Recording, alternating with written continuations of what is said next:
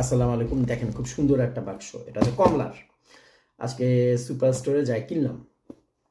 এটার দাম মনে হয় নিচ্ছে $7.5, মানে $7.5।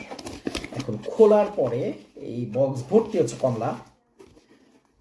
তো এই দেখেন দুইটা কমলা এখানে পুরা প্যাক করা, মানে হচ্ছে প্লাস্টিক দিয়ে প্যাক করা, সবগুলা কমলা প্যাক করা। এই বক্স ভর্তি কমলা এবং সবগুলা প্যাক করা। এবং কথা হচ্ছে যে খুব এয়ার টাইট প্যাকও না, মোটামুটি ফাটাফুটা প্যাক। মানে এয়ার টাইট হইলে বুঝতাম যে কমলাগুলাকে প্রোটেক্ট করার জন্য যাতে না পচে, বা সেই জন্য হয়তো বা তারা প্যাক করে রাখছে প্রিজার্ভেশনের জন্য। বাট এটা দেখে তাও মনে হচ্ছে না। তো এত প্যাক কমলার মানে কি আমি আপনাদেরকে দেখাই। এই যে দেখেন কি পরিমাণ কমলা, সবগুলো প্যাকেট করা।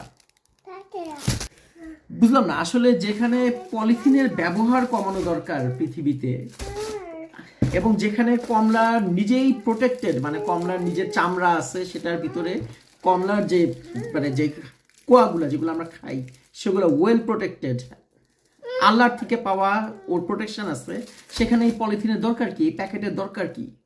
মানে মানুষ না আসলে কি করে, মানে এগুলো আমার কাছে স্টুপিডিটি, এগুলো হচ্ছে স্টুপিডিটির অ্যাকশন।